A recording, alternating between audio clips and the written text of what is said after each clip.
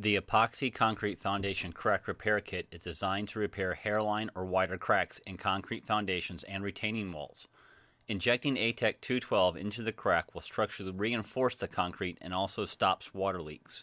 This is an easy-to-do repair process. By following these directions closely, you will have performed a successful epoxy concrete crack injection.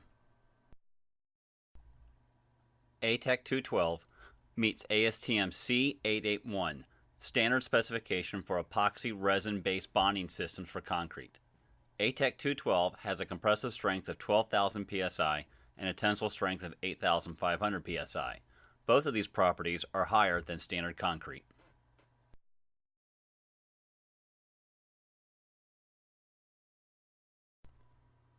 The concrete wall surface must be dry and the crack cannot be actively leaking water. However, the interior of the crack can be damp. The temperature should be above 40 degrees Fahrenheit. Open the plastic bag included with the kit and place it on the floor. If additional floor protection is needed, newspapers can be used. Clean the cracked surface with a wire brush. In this example, the crack is partially covered with paint. This paint must be removed and the crack opened with a wire brush. Wipe the surface clean with a rag to remove dust.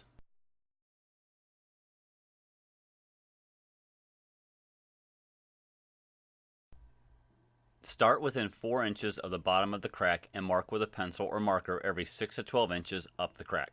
This is where the ports will be attached. The tighter the crack, the closer the port should be. Separate the plugs from the injection ports. Do not discard as they will be used later.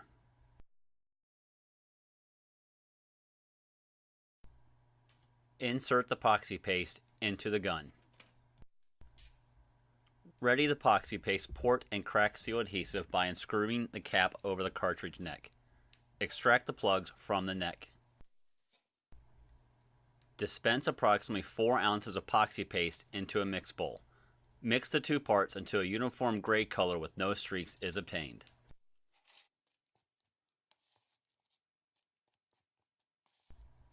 Apply a thin bead to the bottom of the injection port.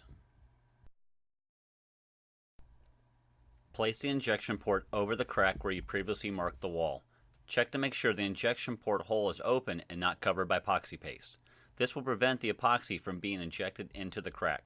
Allow the epoxy paste to cure for 10 to 15 minutes before the next step.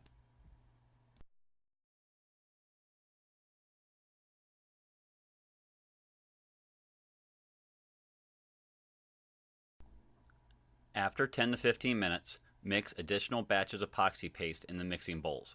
Build the epoxy paste to 1/8 to 1/4 inch thick and 3 to 4 inches wide. Be sure to mount additional epoxy paste around the base and onto the neck of the injection port. It is very important to not leave gaps in the epoxy paste that can allow the epoxy to leak during the injection process.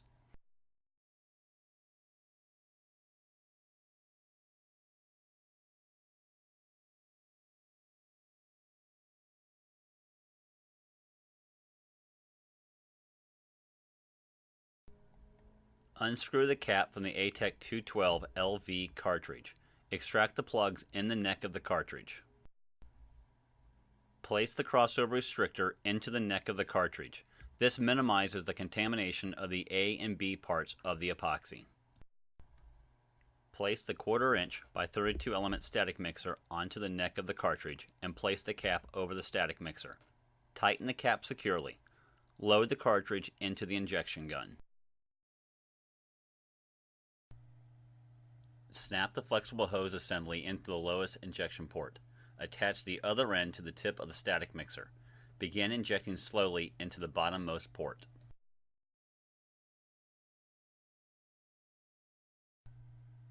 Do not rush. Injecting can take up to 5 minutes per port.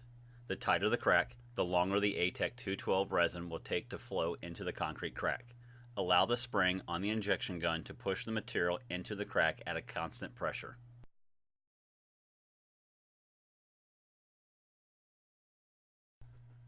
Once the ATEC 212 LV begins to flow from the next port, release the pressure on the gun, place the flexible hose into the next higher port, and place a plug into the injection port. Begin to slowly reapply pressure to the injection gun. Repeat until all of the ports have been injected. 12 to 24 hours after the injection, the epoxy paste and injection ports can be removed. Remove them by chiseling or grinding. Also, the epoxy paste is paintable.